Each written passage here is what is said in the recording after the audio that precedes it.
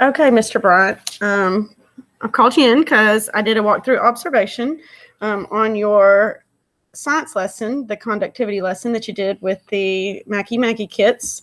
And I wanted to come in and just kind of go over the observation with you and see how you thought your positives and negatives were and see what we can maybe work on for the next time. Okay. All right. So I went ahead and logged in your instruction type, which was the direct instruction and lecture. But I also thought it really was actually a combination because you had the activity that was corresponding with the direct instruction and the lecture. Do you feel that's probably fair to say? Yes, I was looking for interaction. Okay. I also noticed modeling.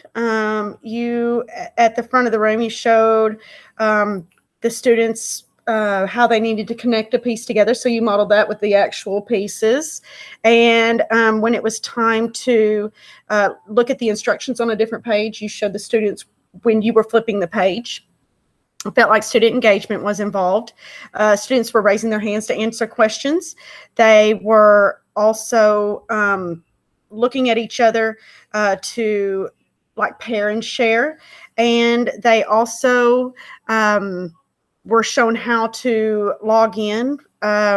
Let's see, and the corrective feedback was also provided during the lesson. You walked around, you monitored students, you asked them for voices off and eyes on me, and you had some verbal cues to show that they were giving you attention.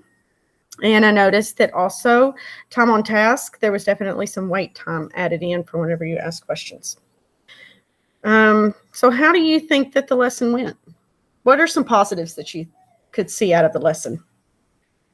I think that the interaction with the Makey kits was a good idea. I think that gave them a good understanding of the conductivity process. Definitely. Hopefully, them speaking with one another was a little, peer interaction to kind of self-teach one another. I definitely thought I could tell whenever you gave them that at the beginning you asked them to discuss conductivity because it was almost like a review of something you had taught probably the previous day or something because it was definitely something they already knew about. And so I could definitely tell that they were engaging and having those conversations like you wanted them to. So how did you choose how the partners would work? What did you think was positive about that?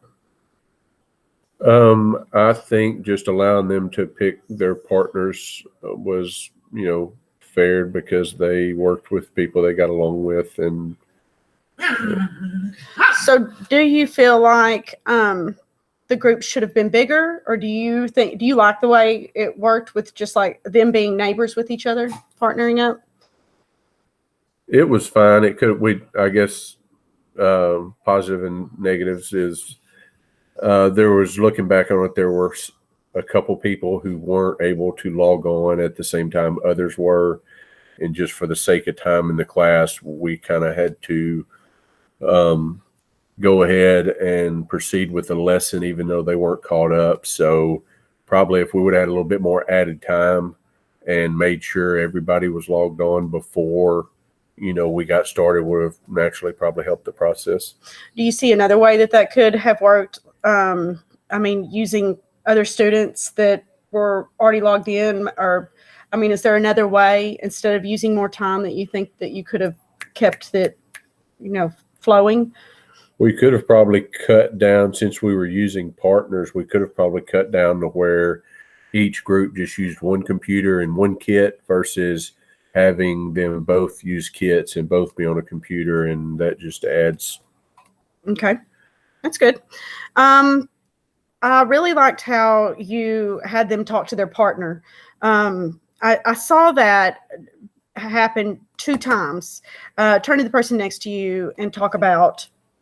And I really liked that. Do you think you could have incorporated that any more within the lesson?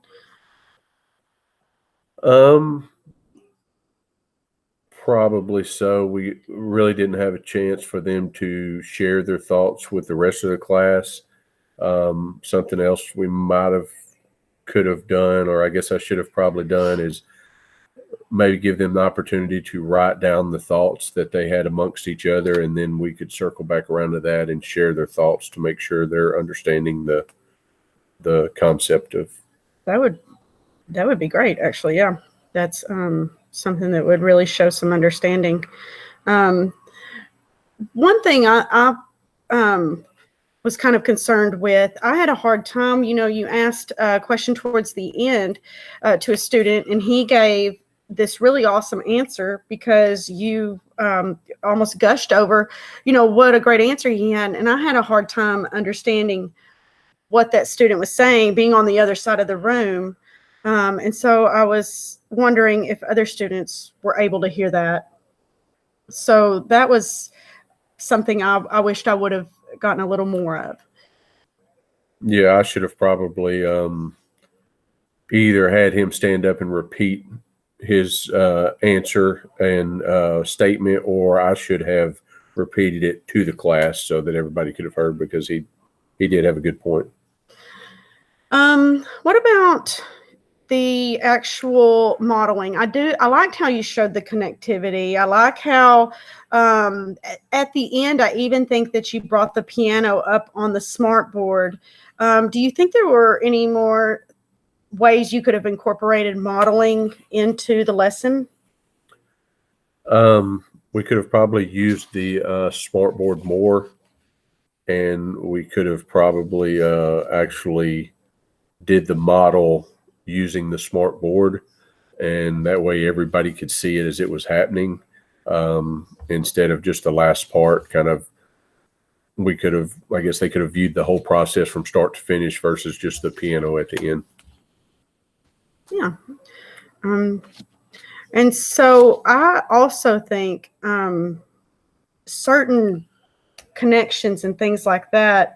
Obviously, I haven't been in on your other lectures and things you've been doing with your class, but following along with the Mackie kits, I think would have been easier if they had almost like a model showing them how to do it. Yes. Would that have been something that would have been easy to do with the kit, actually showing kids, or was that a little easier said than done? No, I think it could have probably worked. Yeah, just kind of hindsight 2020 would have probably been a better idea. I do really like, though, how you had the kits and the computers, and the kids were able to do those things in the classroom. I loved how they were actually used the connectivity and then could touch each other and show that connectivity. I thought that was super awesome. They seemed to really, really enjoy that too. And I know I only got to stay for about 10 or 15 minutes, so I'm sure there were y'all got to do some more with that, because that was the most exciting part of the lesson. I hate that I had to leave at that point. So there was a lot of talking amongst the students. Do you feel like most of that talking was on task? How would you kind of rate that? It probably wasn't all on task.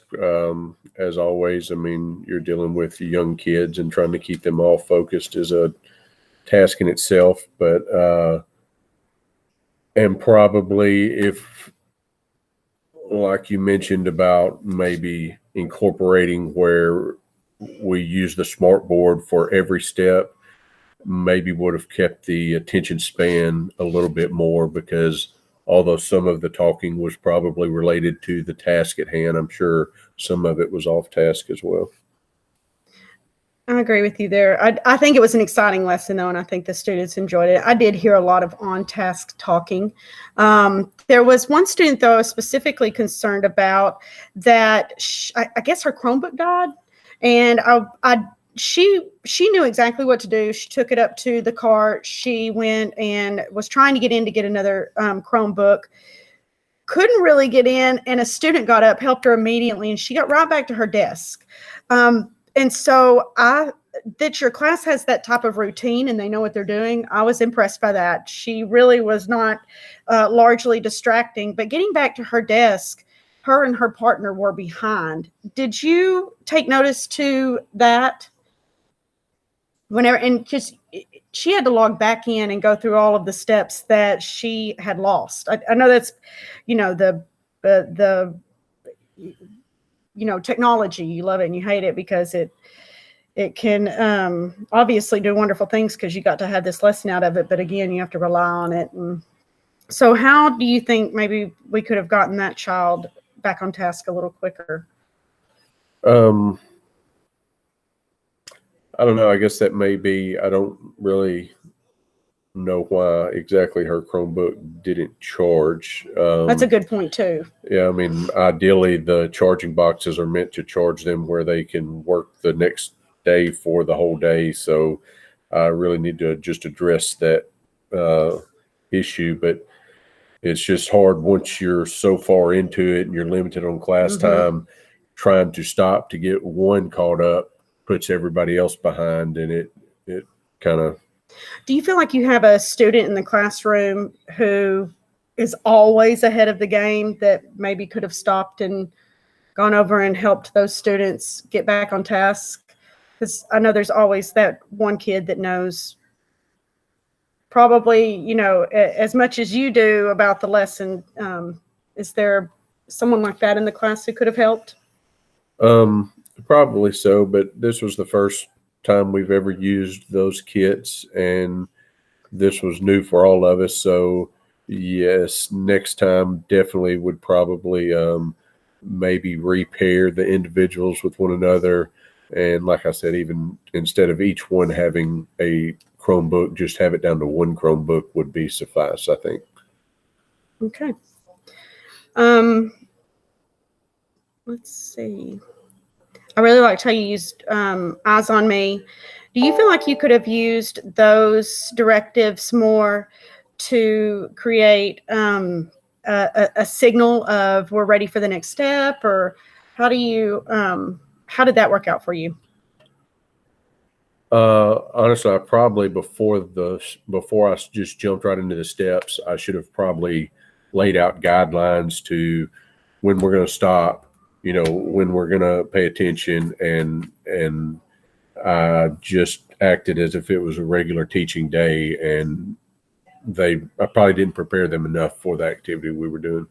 That's actually a really good idea. I think that would really be a way for you to get understanding about where they're at, and also a nice transitioning signal too. That's a really good idea.